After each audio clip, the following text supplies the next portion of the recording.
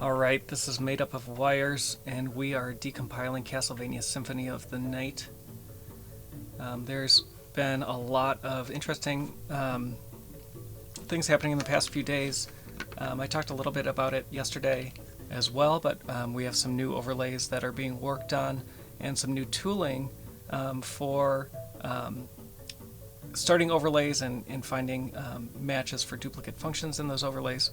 And what we've seen amazingly, I think, is pulling in this Maria overlay for the clock room, and going from basically nothing to 96% of the functions completed already, and 89% of the code covered. We're going to look at some of the remaining functions there today. I have been focusing on weapons, and there still are 3 weapons available. There's not been any progress there. I was working on some of the follow-up stuff from yesterday, last night. We will get back to weapons as I can make some progress offline there. But I think we'll look at some of the new stuff here and see if there's any progress we can make for any of those functions. So if you watched yesterday, I set up a new environment from scratch, kind of showing how to go from just having a normal Linux installation to getting the project going and compiling. One of the things I mentioned during that was on newer versions of Ubuntu, Debian, etc., Python can be somewhat of a pain to set up because it no longer wants to write to system directories when you're installing packages through pip. And so how I wanted to move things to virtual environments. And so I finished off that work and submitted a PR yesterday. And there's still some outstanding work, just a little bit, to make sure that people who have existing Python installations, that all of that code still works fine. And either the instructions are clear how to migrate to VM, or that they don't have to do anything at all and everything will just work. And I think the latter is true. I just need to go through and verify that. But I verified those steps on Ubuntu 22, 24.4, 24.10. So I think everything's pretty stable there, and then made sure I cleaned up all the GitHub actions there as well. So I think the Python virtual env change worked out pretty well. So I'm pretty hopeful about that. Hey Roaming, nice to see you again. So going over the progress that's made, a lot of the work in the past couple days has really been around that Maria cutscene. And I think we'll start there today. If you're joining for the first time, what we're doing is decompiling Castlevania Symphony of the Night. We're taking the files that were shipped on the game disk, primarily looking at the PlayStation version and the PSP version, but mostly starting with the PlayStation version. Extracting assets, so sprites, graphics, sounds, and things like that from the files on the game disk, and then also extracting code. And what we want to do is rewrite or write new C code that will compile to the exact machine code that was shipped in the game. And that's what we're focusing on the stream. If you want to know more about the Decompilation project, you can go to SOTN.z.dev. You'll find links there to the GitHub repo where finished code is checked in, as well as to the Discord where basically all the background conversations and discussions around strategy, tooling, discoveries found in the code, ROM hacking, modding, things like that, all that happens in the Discord. So let's see what we can find in this Maria cutscene, the remaining code there. I'm going to do what I normally do, which is look for the remaining assembly there, and I'm going to sort by size, and there's only 4 or 5 functions that haven't been decompiled yet. 2 of those have duplicates, and my guess is that the 2 that are duplicated in other overlays are there because there are symbols that haven't been mapped yet, and that might be the most beneficial thing to do at the moment, is to go through and map some symbols. Other people are working on migrating data. So I think looking at either the remaining functions or mapping symbols probably is probably the most advantageous thing to do today. So we have these 5 functions left. I'm going to go look at the duplicate report and see which of these are duplicated, and I'm going to avoid those at the beginning of the stream, and then we can come back to them later. So first is this Entity Maria cutscene. This by far is the biggest method that's remaining.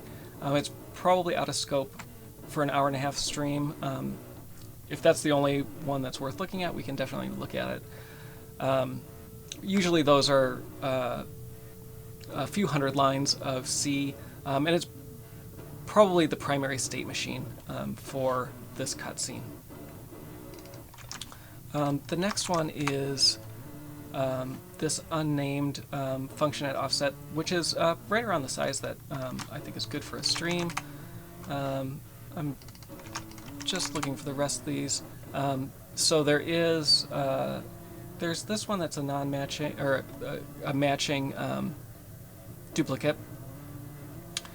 We could look at that and try to give it a name, because it is helpful to name these functions so that when they are used in multiple overlays, we can pull that code out and share something nice.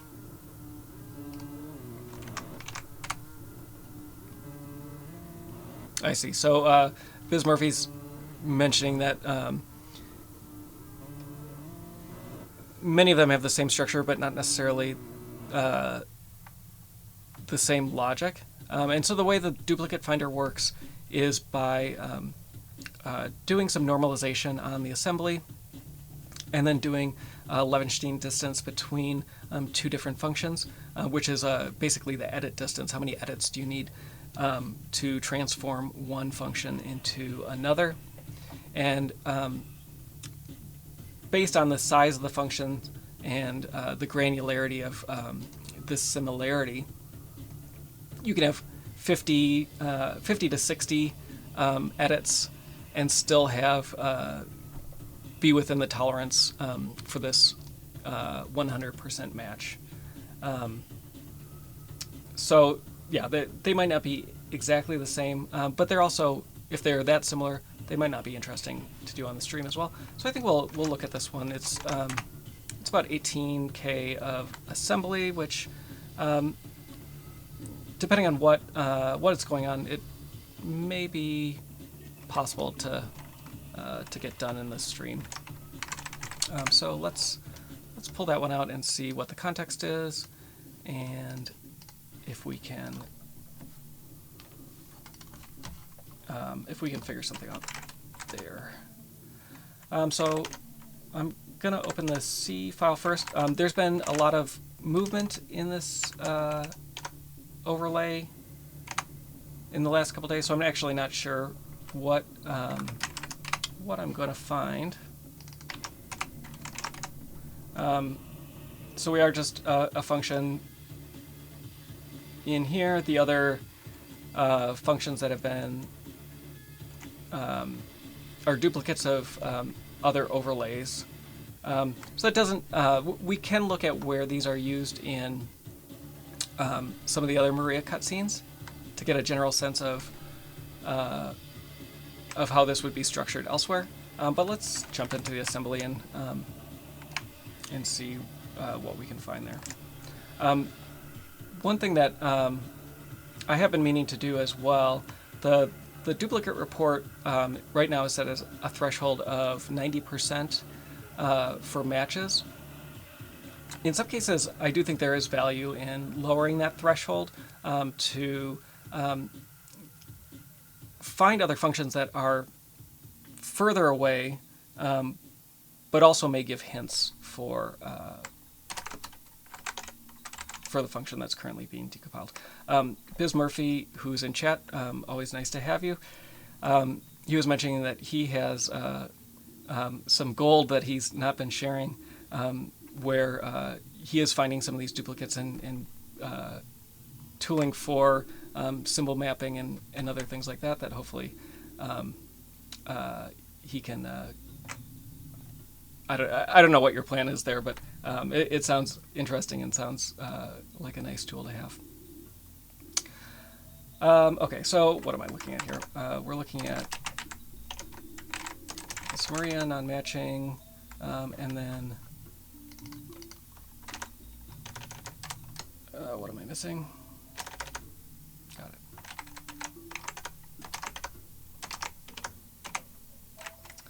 All right, so we do have a jump table. Fortunately, it's in the overlay, or sorry, it's in the extracted file. We don't have to go looking for it. That may or may not, when we come back and want to put this back into this C file, we may or may not have to do something with the splat config.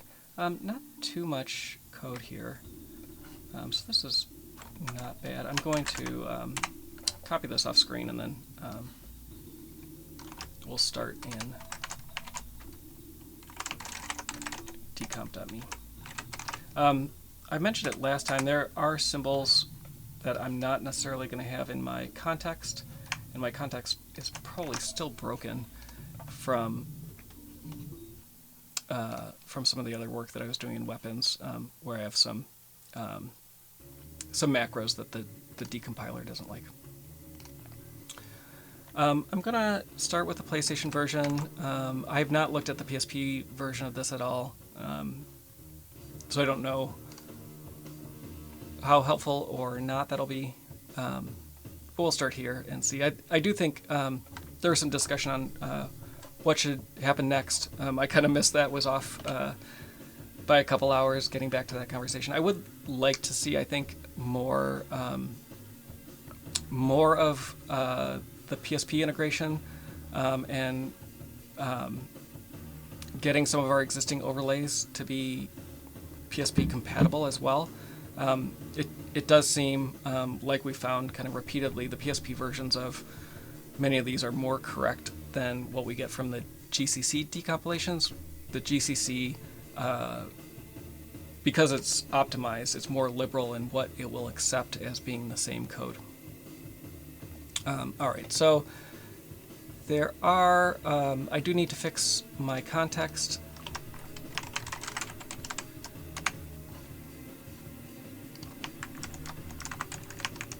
If you haven't watched a decompile before, there's some steps that I take at the beginning of any of these new scratches. I actually should probably look to see if there are others who have started this, and it looks like there's at least one other. We could see how far along that is.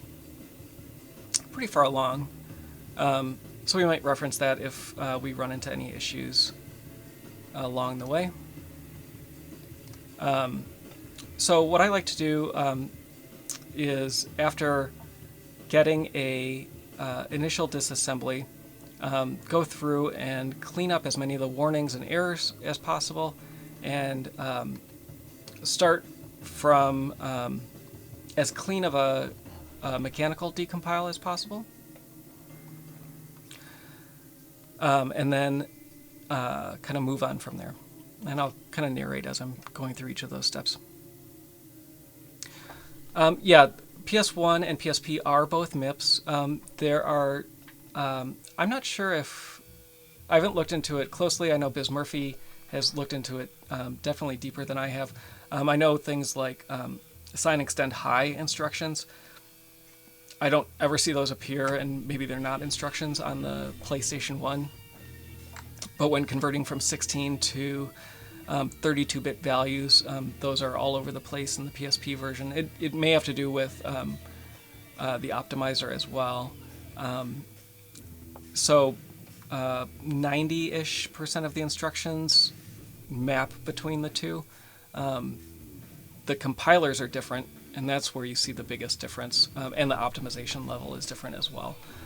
So how different structures, control structures, get compiled is certainly different between the two. Ultimately, the instructions are the same, though, with the exception of a few here and there. Okay, so what am I doing? I want to set my no built-in option on the compiler because I like having the PSP SDK versions of some of the standard C functions, the signatures for those. I'm going to... I had a macro for including an extra field in the primitive structure. The decompiler doesn't like that macro, and so it threw some errors at the beginning. I'm going to start with a fresh copy now that I've fixed that error in my context, and kind of start from there. So we have several types that the decompiler wasn't able to determine. We have some function signatures also that the decompiler wasn't able to determine.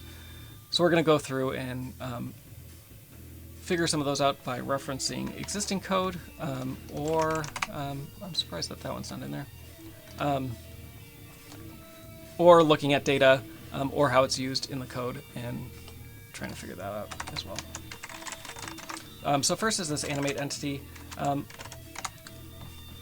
I'm going to just grep to try to find the, oops, wrong window,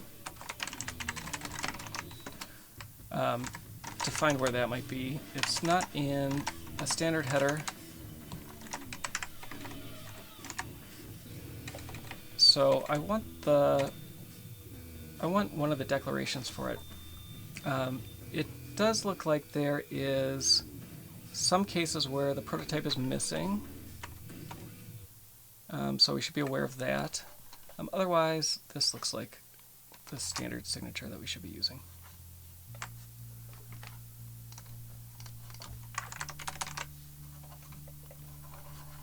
And when you get a signature that the decompiler can use, it's sometimes nice to use that then as a fresh decompile, because we should get some additional types that we may not have had before.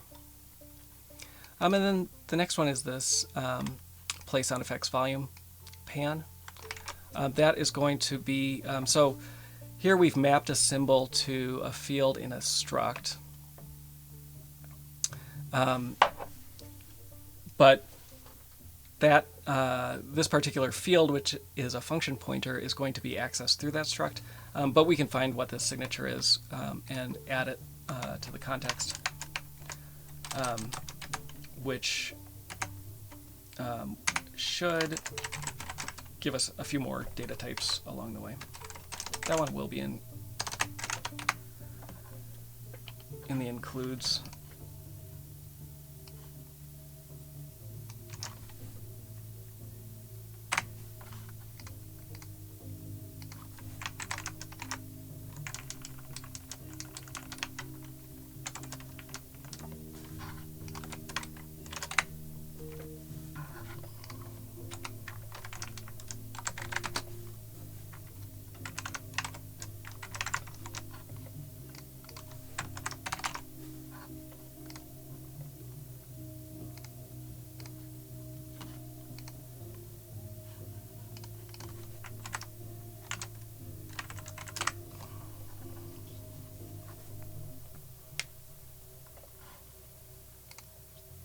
So let's see, where's my error?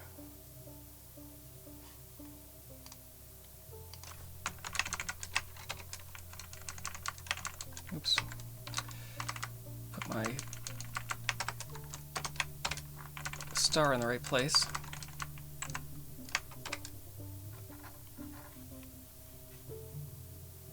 Oh. And that wasn't my error. My error was not having the correct type. Okay, so adding that signature looks as if all the remaining data types could be resolved. There's a bunch of these entity structures here, and typically we're going to be using references to those. We'll see what that data looks like and if those are actually reserved memory for those. We're not compiling yet, so it looks like there is still something that has not been resolved. And let's see. So our arg0 is coming in as an unsigned 8-bit pointer, but then we have these very specific offsets to that pointer. I'm going to double check this offset, but typically or often an entity is being passed in as the first argument. I'm just going to double check to make sure that these offsets align with that. While I'm doing that, I'm going to look at follow up on comments as well. Thank you, Biz Murphy, for the background on the hardware.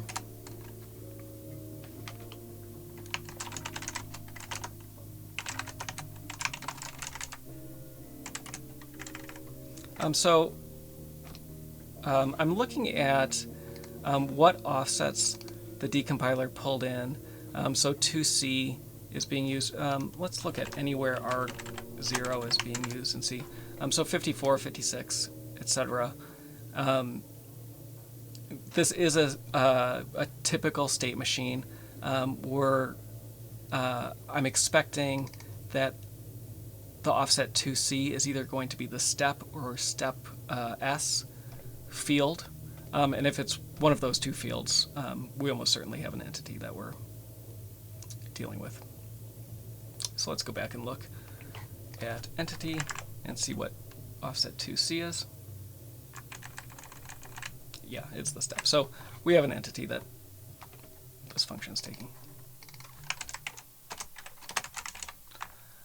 And again, now that we know the signature for this function, it might not be exact. This may return a sign 32 typically, but we can decompile again.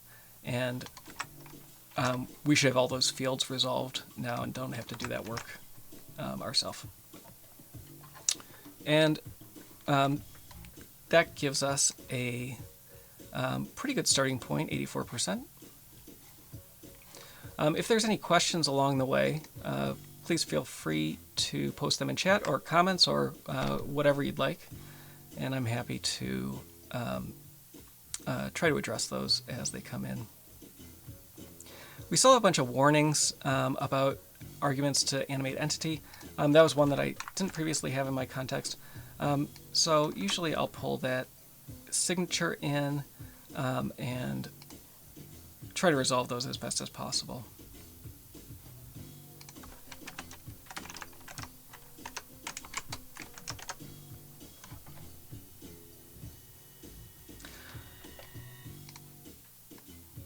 So our first argument is an entity reference. We're referencing this external variable here by reference, so that seems fine. It's complaining about the third and that's because the decompiler couldn't figure out what this was supposed to be. It's referencing a register, but it didn't have enough context to determine what that register was. So let's help it determine that context. The other thing we have here is that arg0 is being used directly and it's being cast as an unsigned 8. That's normally I would say that's because the first field is being referenced here, but that's not the case. We're probably looking at offset 4C, which is the animation.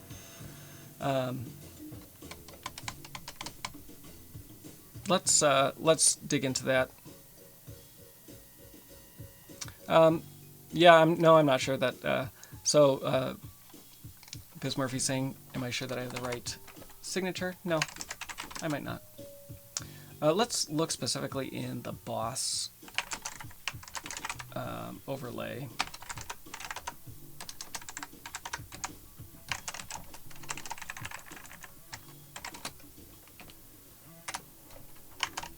No, it's not there. Now let's look at stage. I could spell. That would help.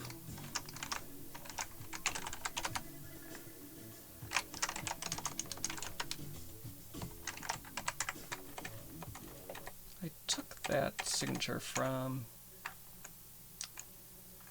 I'm going to limit this to header files.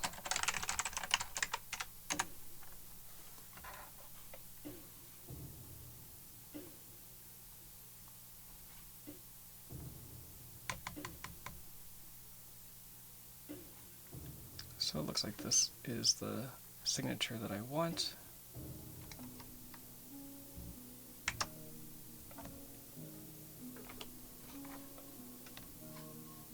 So we'll put that, replace that in the context,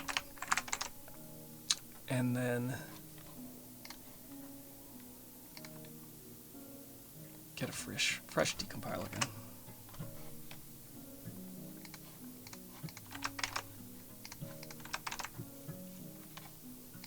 All right, and that gives us an even nicer starting point. These external references up top, more likely than not, these are arrays, and we can take a look at some of those and confirm that that's the case. So the symbols these particular symbols are named when Splat extracts the code and the data.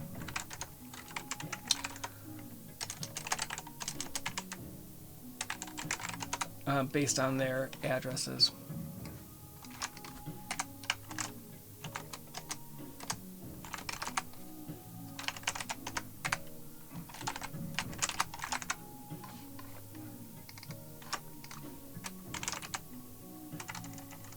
And so in this case, they are being accessed as byte arrays. Let's look at where this is being passed into animated entity. Oops. As the first arg, and if we remember correctly, those are arrays of unsigned 8-bit values, followed by the entity. And then back looking at our data, we see that the values have been extracted as basically an array of 32-bit values. Sometimes when Splat is extracting, if it doesn't, if there's not enough information around what that data type might be, this can happen. So in this case, we just have a pointer to data, and then we have pointers later on to data that's further along in memory. And there's no additional context to say whether these are 8-bit values or 16, 32, etc.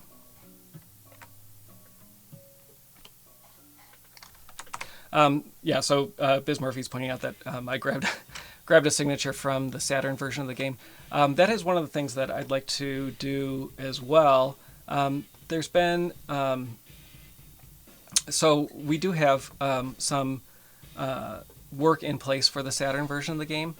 However, it's not something that has been focused on a lot lately. And I do think I'm not familiar with the Hitachi processor that the Saturn uses, or the assembly or tooling or anything like that around that processor. So I think it would be interesting to go look at that and see what that what the tooling looks like, but also what those functions look like in their compiled form and how they compare in terms of decompiling compared to what we have on this side with the PlayStation and PSP. All right, so I'm gonna change the type of these all to arrays.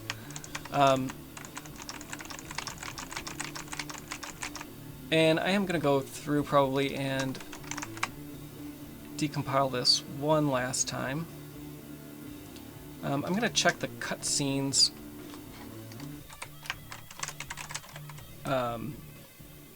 type as well.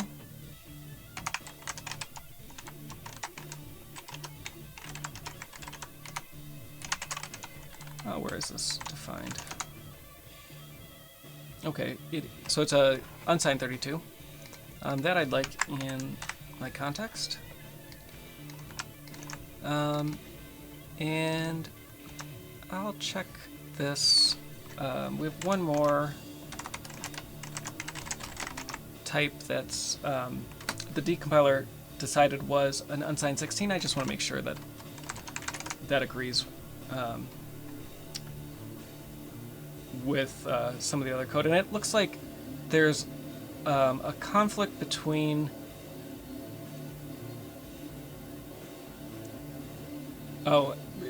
this may be a different variable between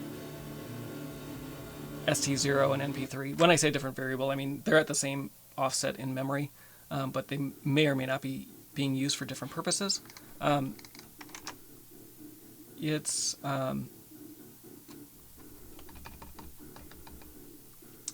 not following the automated naming convention, so I'm guessing that one's mapped as a symbol.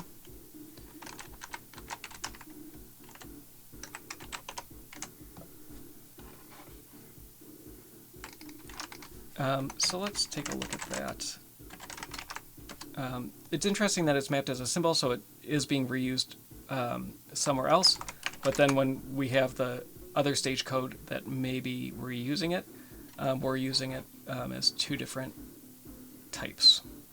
So what I want to see basically is, can we find the data for that, and does that give us any hint? If it's a like BSS or SPSS, that's not going to help us, but maybe we'll see something. And we don't. Where might this be? Oops, not boot. Boss.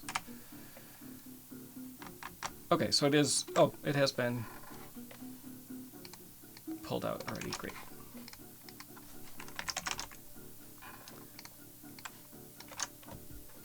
All right, so we have a better set of types than what the decompiler gave us. We'll throw those into the context and get a new decompile.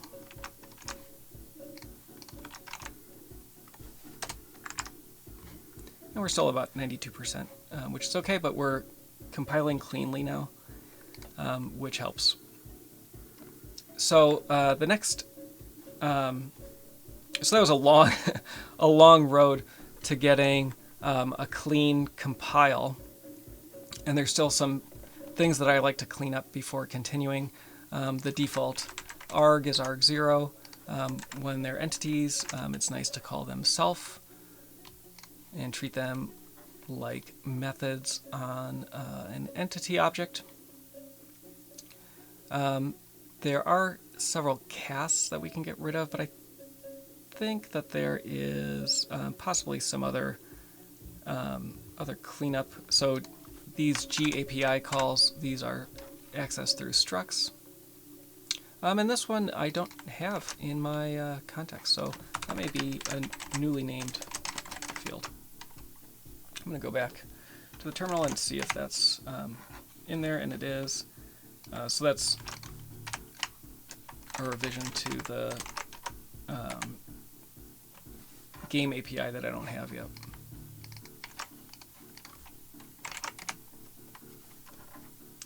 And it looks like it comes after init stats and gear.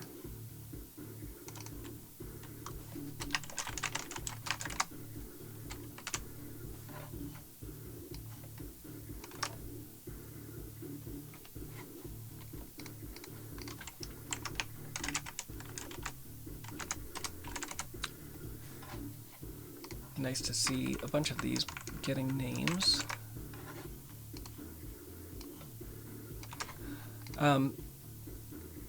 I typically talk about this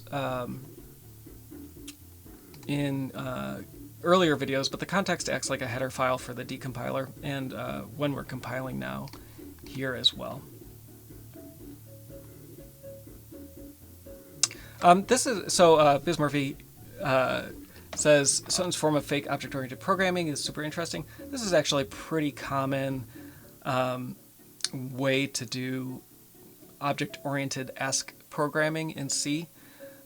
So there wasn't always C++ was relatively early, and it wasn't in the mid-90s. Definitely was not known that it was going to be the lingua de franca of games or anything really. Early 95, I'm not sure that like Microsoft's toolchain or like Windows 95 hadn't come out yet.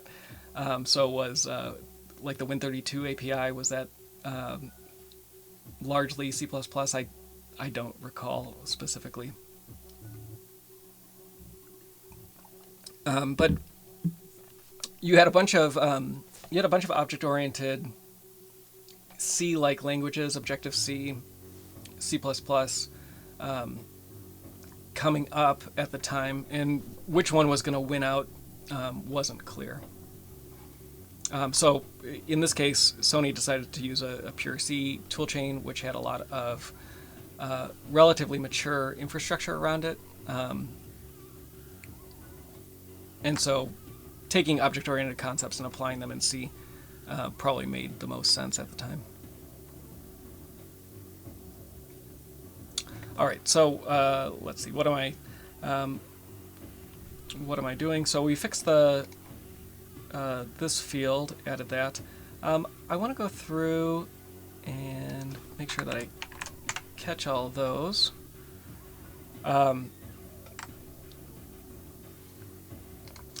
The game API is an interesting structure. We have a bunch of, it's a structure of pointers to functions. And this is actually another C idiom for doing object-oriented-esque programming, doing some type of indirection because we're referencing a field that can be mutated by somebody else at some later point. I don't think any of these fields are actually ever mutated, though, so I'm not sure if they did this for testing purposes to be able to stub out some of these methods, or why exactly these exist in a struct like they do. But it does actually provide a nice, when people do get into modding and other things, it provides a pretty nice place to inject custom code relatively easily. So now let's go kind of top to bottom, getting rid of variables and casts and other things like that. So I'm going to just work through this. I'm not overly concerned. If you haven't seen the Scratch interface before, we have our C code on the left. We have our target assembly, which is what we're trying to match when we compile this, and then what we're compiling to.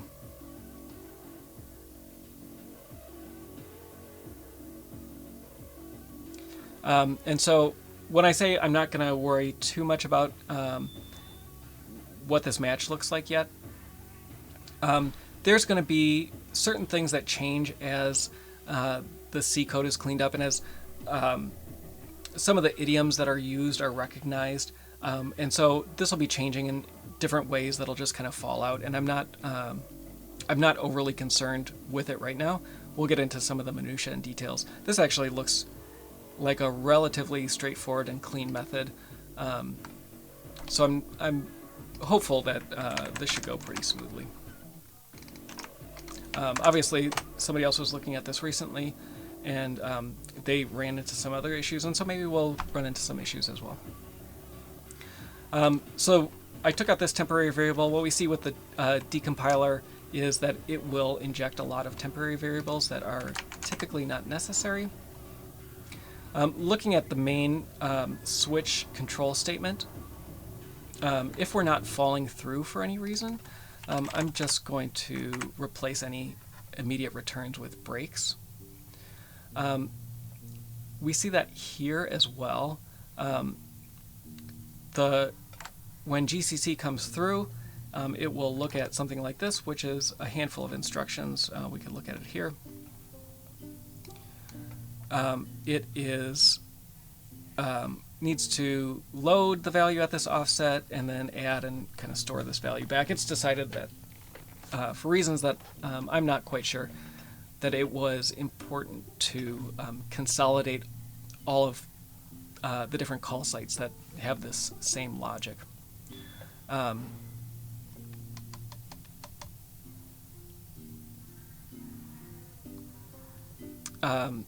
Let me get back to your comment in a second, Roaming.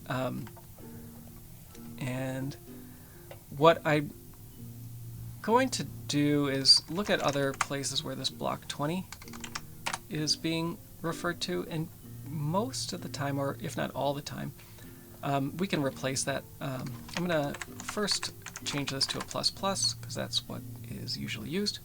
And then anytime there's a go to block 20, I'm going to just replace it with that plus plus.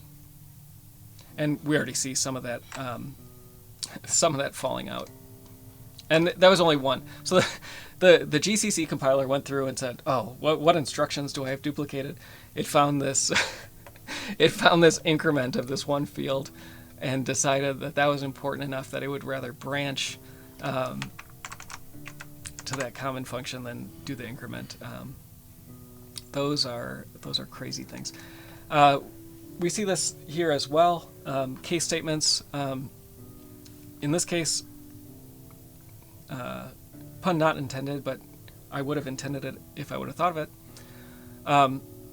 If we break, we're going to return from this method. If we return, we're going to return from this method. So let's just keep things consistent and break. And likewise, this default label, if we didn't match any of the things, we're going to fall to the end of the case statement and return anyway. So we have a bunch of these superfluous returns here. It's possible that there's some structure in here that I may be sabotaging myself with by getting rid of that control flow, but I don't think so. Block 18 is another label that we can see what that might be related to. And kind of the same thing, a very simple check. Likely this is just a, this is being done immediately in this conditional statement. But the decompiler, or the compiler, decided to unify those things. So first, I'm not going to change the condition logic yet. I am just going to get rid of the goto, and we'll come back through and change that condition. As I'm getting rid of many of these things,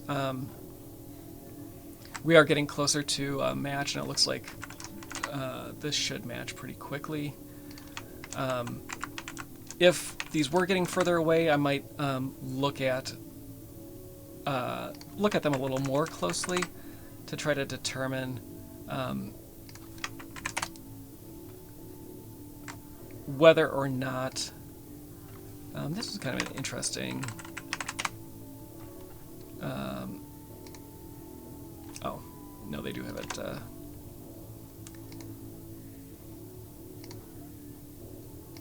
They have the priority set, or the precedence set.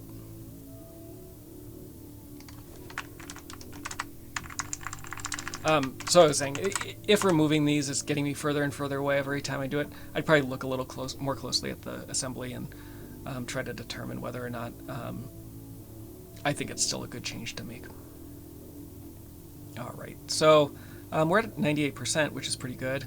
We have some register swaps around line 61, and there is some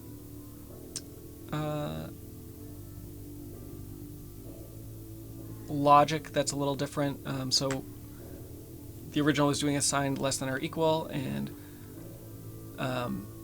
that's out of order with a check against 0. Oh no, there's there's two sign less than or equals, or less than an immediate value. So we need to look at that and see where that logic is.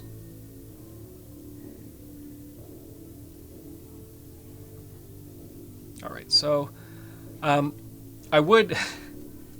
I'm really kind of itching to get rid of some of these variables, but I also want to figure out what might be going on in these places. Let's get rid of the variables first. I'm guessing as those variables are removed, these register mismatches will work themselves out. They typically do with the GCC version. It looks like there might be a type mismatch here, which is causing this and mask for taking some value that's probably bigger than 8 bits and then mapping it to some field that is 8 bits. And then we'll come back and look at this logic as well. Let's see what we've already gotten rid of implicitly. All right, so we have some logic here. When there isn't a load back to, or a store back to memory outside of function arguments, it's typically safe to replace any variables that reference a field with the same thing. GCC sees that there's nothing being modified outside of the stack and what it controls in the context of this function. And so it won't reload these values. If we had the PSP version side by side, what we might see here is this position X being loaded from memory, and then down here again, position X being loaded from memory. We'll have to see if that's how it works out.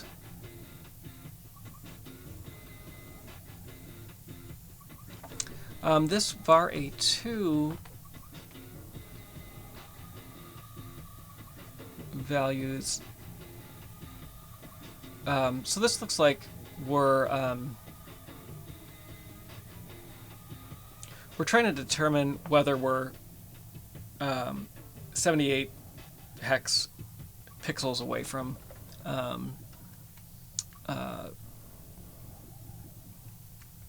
where we are in the screen. I haven't looked at the coordinate system if we're 0, 0 at top, or where 0, 0 is specifically. And then basically making some determination based on that. And then it looks like playing a sound effect. So let's work backwards from this var A2. And I'm going to go look at what the signature there is to get a, oops.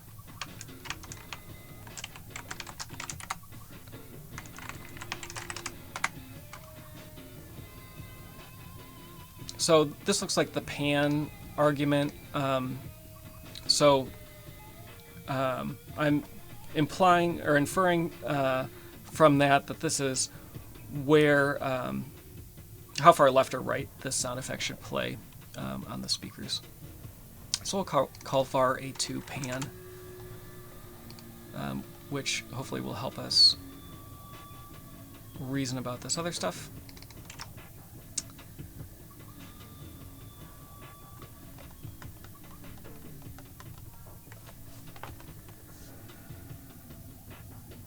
This logic is a little odd.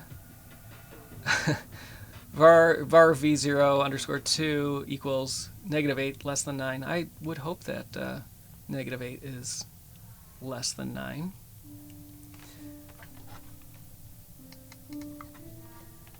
So what are we? Let's. I don't want to dive into the assembly yet. We have more to do. We are checking this value against 9, but it does look like it's the variable rather than. we are loading it. So this is looks like pan less than 9. Those are the same thing. There's something funny going on there that we need to come back to.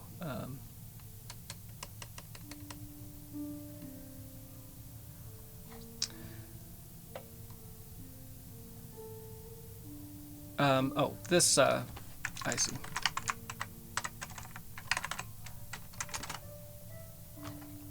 That looks better. But we want to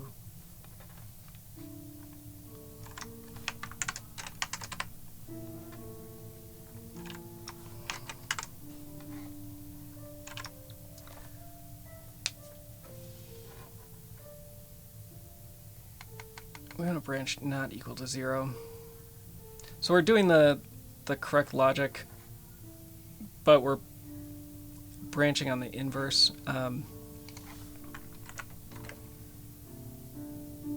We know pan hasn't been, let's look at this actually, as V0 is correct here.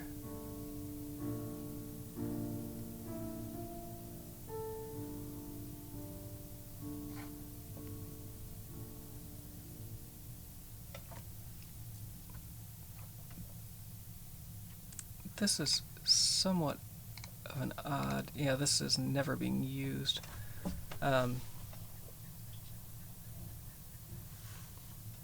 So this just looks like it is wrong.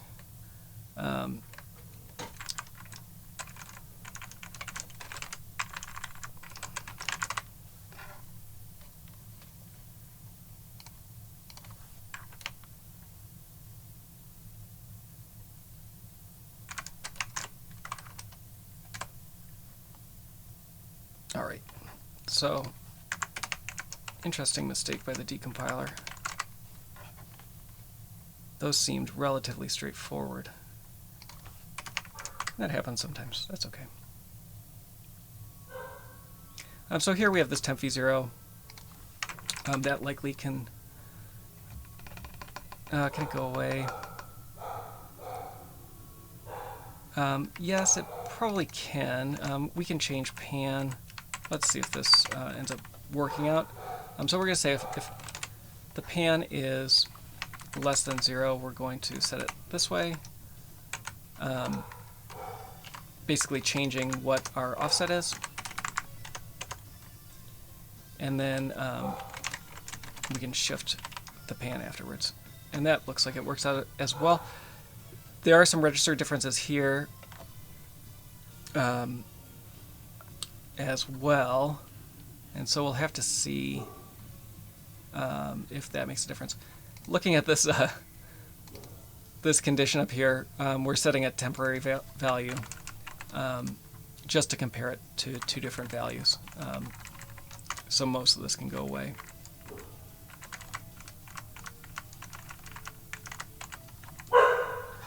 And again, if there are no function calls and there's no setting of other fields or pointer values or anything like that outside of the function, typically the optimized version compiled by GCC will just load this field once and then do the comparison twice. Whereas if you look at the MetroWorks unoptimized version, it will load it twice.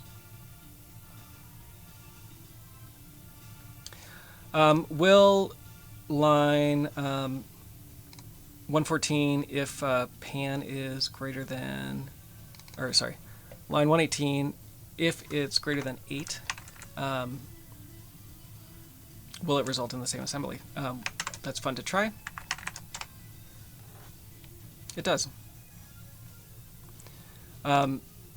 So most of the time, Boolean logic like this, with optimized GCC, you could write it all the different ways you could think of, and GCC will choose a canonical form.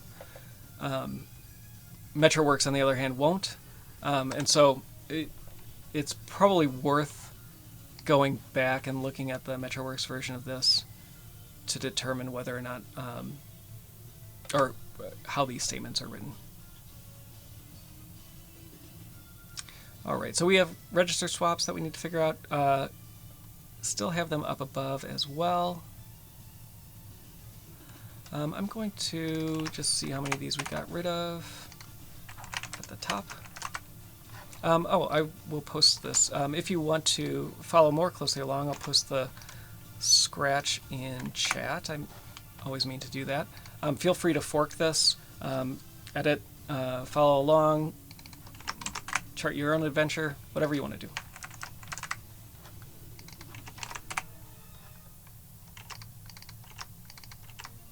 Oops, got rid of one too soon. So let's see where this is. So we have a similar construct up here, and so basically we can go back and do the same things here. Pan 2, my replacement earlier caught this variable, so we'll have to fix those. Hopefully this is what ends up giving us register matches, but we will see.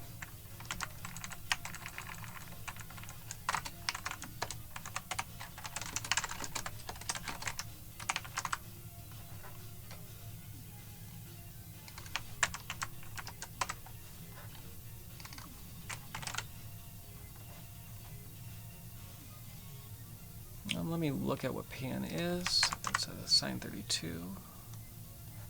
Just want to make sure that this math will give us a negative value. Which one am I at?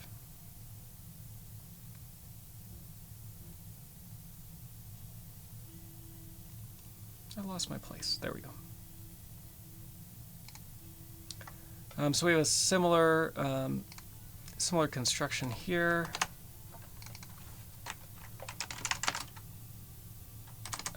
This one was less than 8. Or no, greater than 8.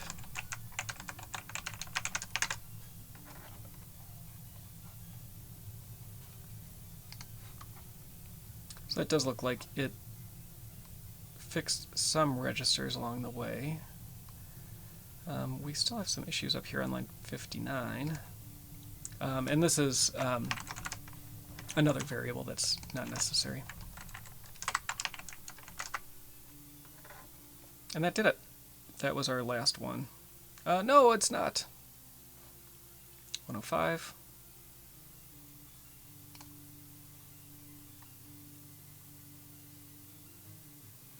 Okay, so we still have something more. When there's register swaps like this, it's not always helpful to look at that area. Usually, just reducing, and this isn't every project.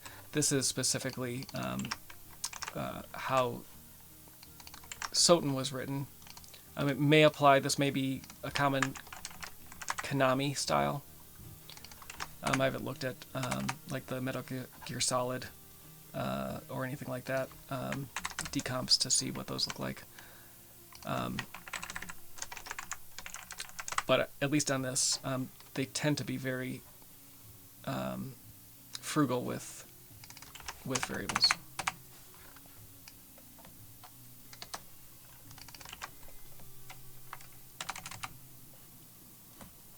So we have another very similar decompilation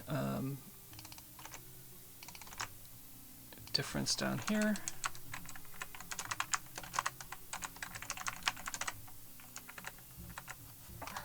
Lots and lots of parentheses. The permuter likes to do this too. It wraps everything in parentheses.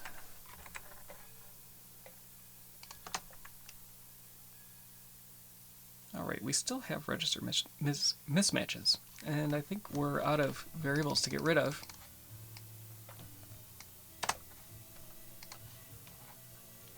So let's kind of work top to bottom then and see if there's anything. Okay, so there is a mask that's missing on or around line 85.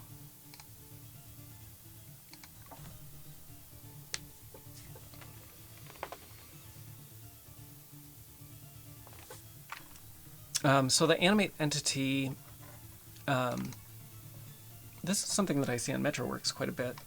Let's just go back and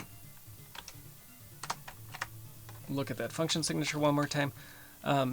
Anyway, entity returns a unsigned 8-bit value.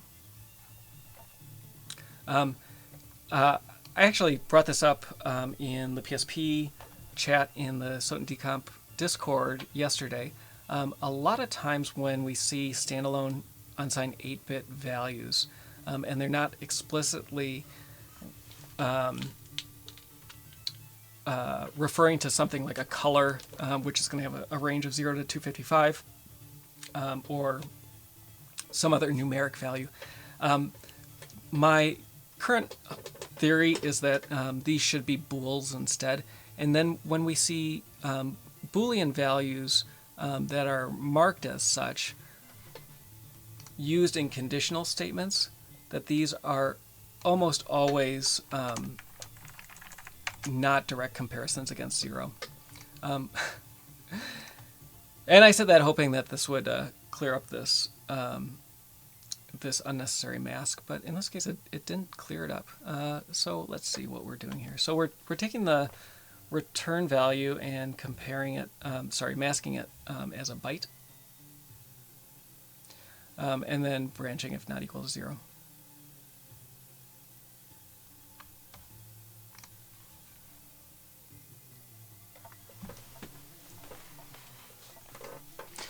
So why would we be masking here if we don't need to? So this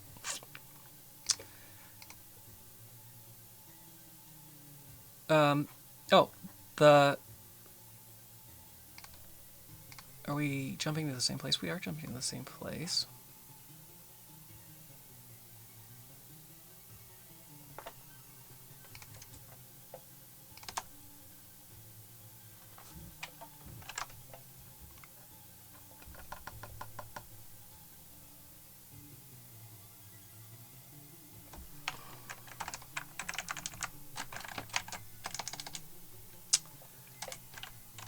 Well, this is curious. I didn't expect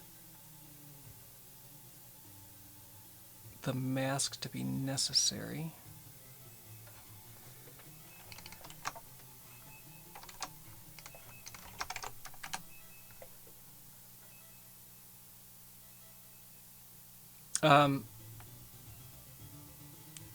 So what happens if we just use the implicit version of this function? This happens somewhat frequently as well, and I did at one point propose a macro that we could wrap these in that basically would cast them to the implicit undeclared version of the function, because it happens. So in older C, I believe whatever the current what's the current C? C 23, 22? Whatever the current C standard is, they've actually, by default, you need function declarations. Prior to this, it was optional. GCC and Clang would give you warnings if you did not declare a function and then used it. But earlier, C99 and earlier, it was, I don't know if it was acceptable ever.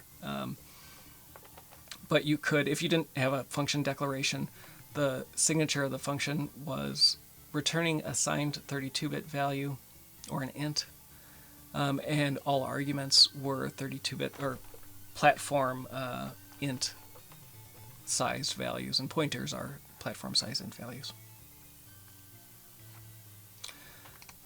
All right, so we still have some register issues though. So let's go down and see where these might be. It's down around 94. I'm wondering if pan, so I want to check this one more time. I'm pretty sure that this is a 32-bit value, but I do want to check it again. I'm curious to see what happens if we make that not 32 bits.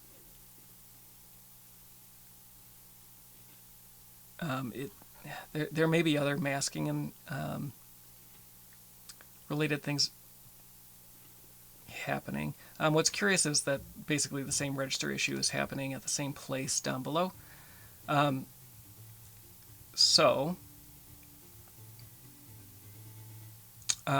Perhaps we could try writing this as a if-else and seeing if that changes anything. Though having this value, that is a hint. Oh no, it's not a hint. Sorry.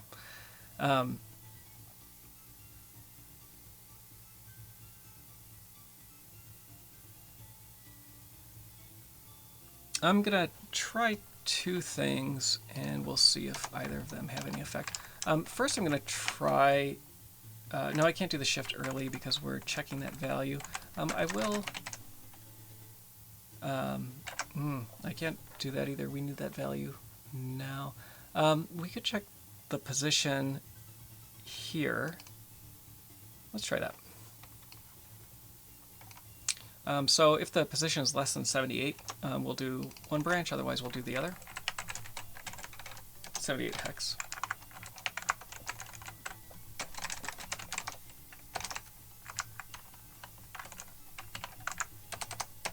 And I might have these backwards.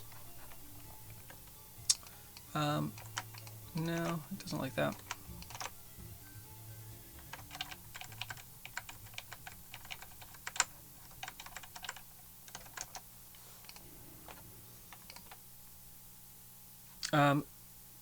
So the other thing that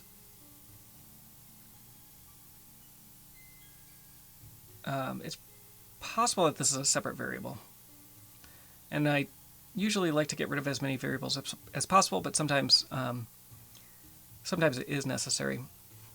So let's go look at this and see what these might be. I'm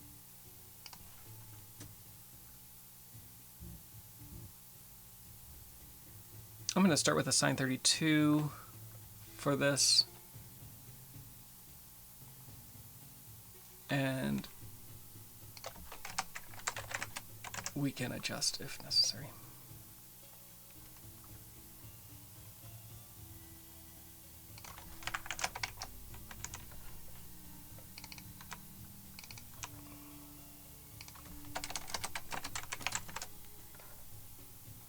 Look at that.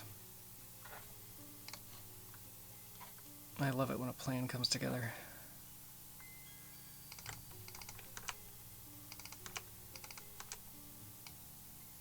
What's interesting here is obviously that was not necessary.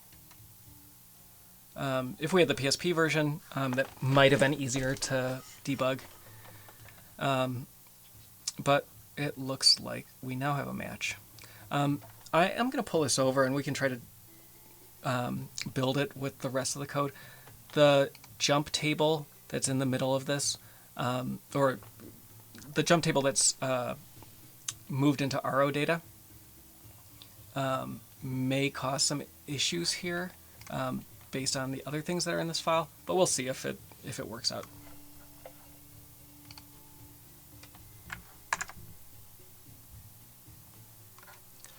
So let's pull, I typically pull these variables back in.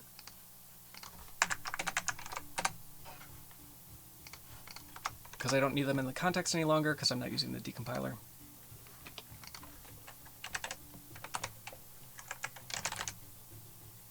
And so this was A94. So first we need to see if this is going to compile, but then also, are we going to get a match? Yep, so we did fail. Like I said before, I think what's happening here, and we can verify, I don't think any of the instructions are wrong. I think what's happening is anytime we have a large switch statement, that switch statement is moved, or is built as a jump table, and that jump table is stored in read-only memory. How these C files are compiled by the compiler is they all are built into .o files, object files, which have different segments in them. So they'll have a data segment, they'll have a text segment, which is the code, they'll have an RO segment, and sometimes they'll have a BSS or SBSS section, which is uninitialized global variables. When we're rebuilding these, basically we can't rely on GCC to put all of those pieces in the correct order. We need to be more specific, and we do that through splat config, telling GCC that grab the text segment of this particular object, put it in this order. Or one way to make that easier often is to split this file, and so that this function is in its own object, and then hopefully the ordering works out.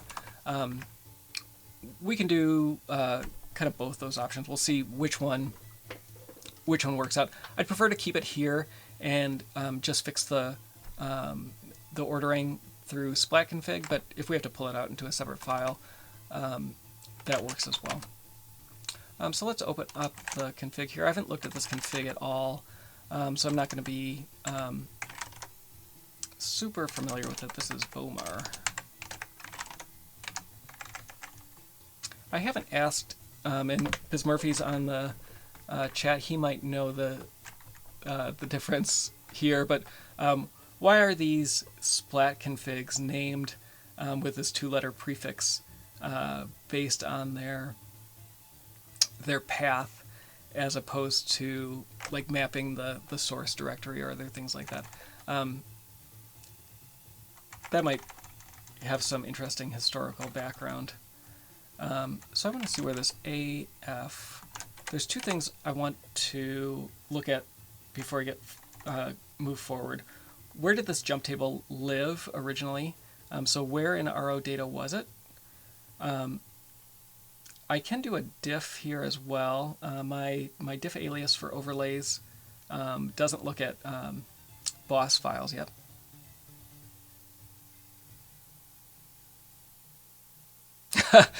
Yes, so Biz Murphy.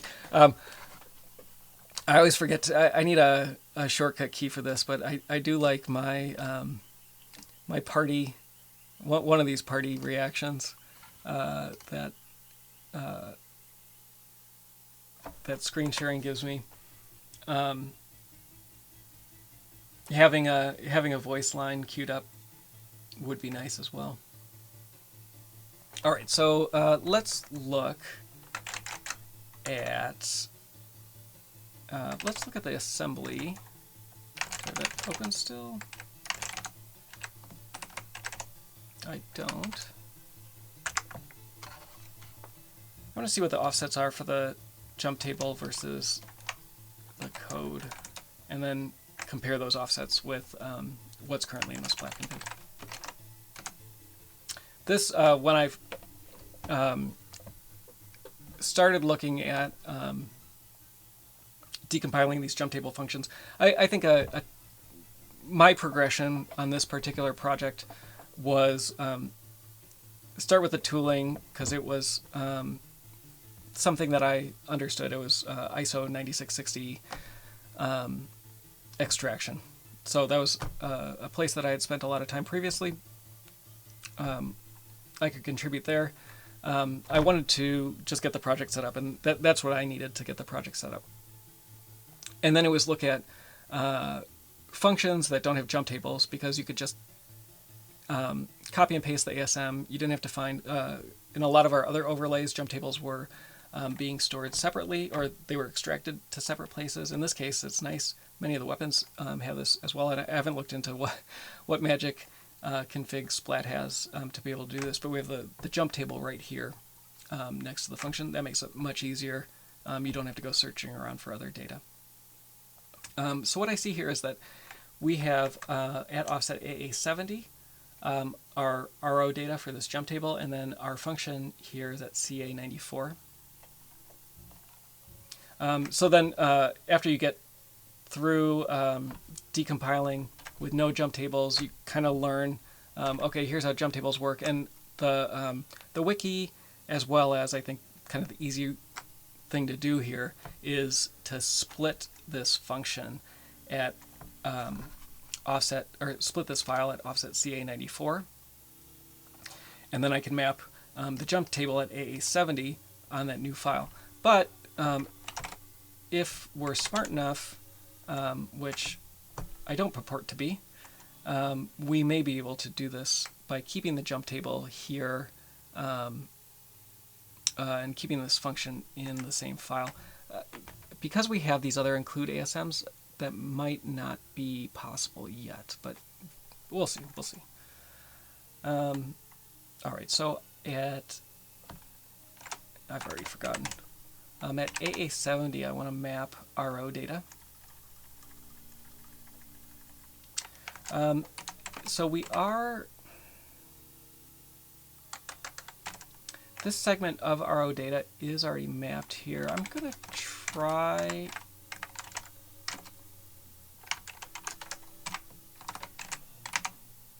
including it here, and then hopefully that's all that's necessary, but we'll see.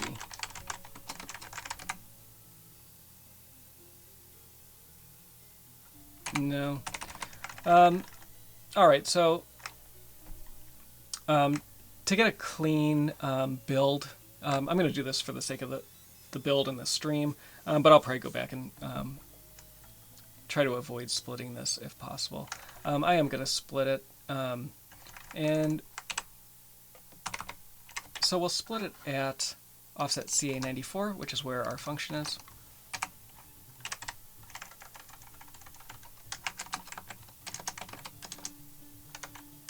Come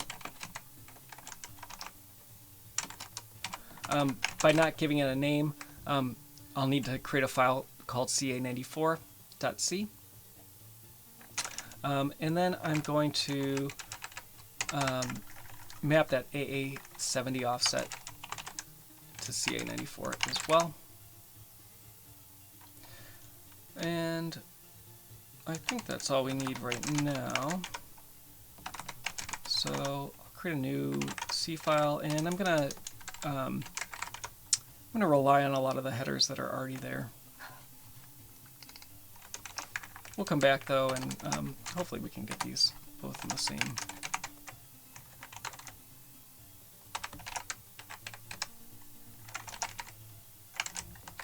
file. So let's extract again and see if that works.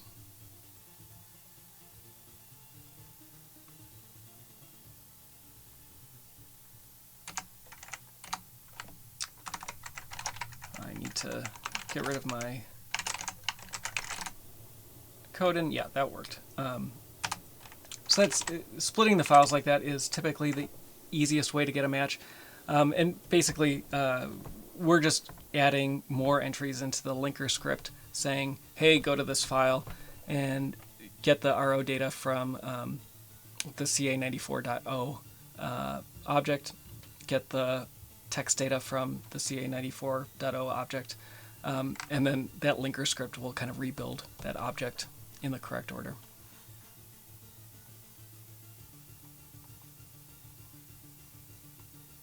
Yeah, so Bismurphy's saying to avoid doing this, we have to decompile entity memory cutscene, which is the longer method in this.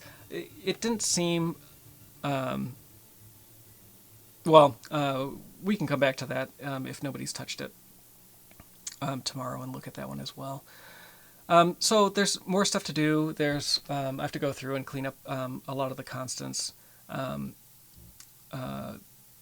Last week or 2 weeks ago, I did some tooling there so that animation sets and several of the other fields in the entity will get rewritten, so we don't have to do that anymore, which is nice. And I think that's probably everything that we need to cover in the stream today.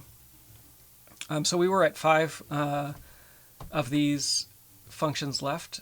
2 of them are relatively close, and so I might look at the dupes there later and see if those can be matched easily. There's other people looking at that though as well, so I might avoid looking at those.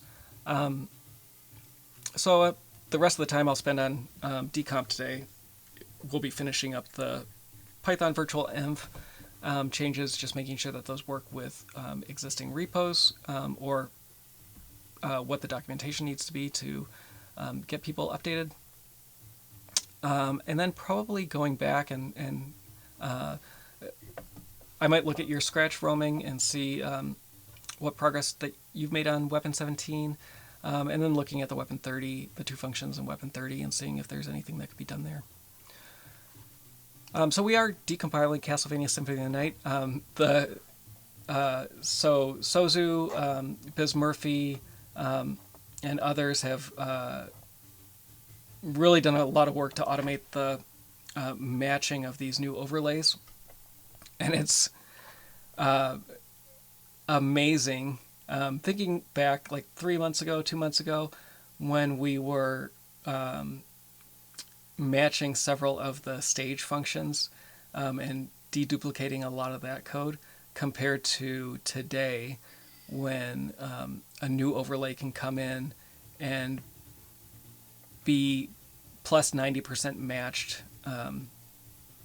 I know a lot of work. It's not that simple. I know a lot of work went into getting that to that point. But it's really amazing, and I'm really hopeful that as we bring in new overlays, that they will go as speedily as this one. Still a lot to do, a lot of new things that will have to be decompiled that we haven't seen yet. A lot of enemies that haven't been encountered yet. But the tooling is getting really good. So thank you to everybody that has been working on tooling. Thank you for all the people who have popped into the Discord and provided a lot of constructive additions to the project. It makes me happy that there are so many people interested in where this is going and how quickly progress is ramping up. So go to sotin.z.dev. You can see the progress that we have so far there. You can find a link to the GitHub repo where all the code that's been decompiled so far and all the tooling that we've built can be found. A link to the Discord server as well, where we're talking about SOTN, decompiling, the tooling. Lots of really smart people working to make this as an efficient process as possible, as well as digging into researching what a lot of the things that we don't know about the game yet are. I'll be back tomorrow and try to figure out what we'll do next. I'm really happy that we got to kind of nuts to bolts on this one. Having the weapons been so complicated lately and not necessarily getting end to end was frustrating for me, because I do like having a stream where we can go from assembly to a match. And so maybe we'll get more of that. All right. Have a good day, everybody. See you tomorrow.